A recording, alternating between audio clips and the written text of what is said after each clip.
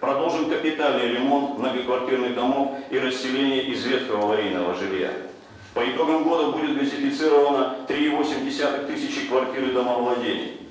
Мы с вами смогли, вкладывая в модернизацию жилищно-коммунального хозяйства, снизить уровень износа объектов коммунальной инфраструктуры до 56,6%. Буквально 2 года назад он был 70%.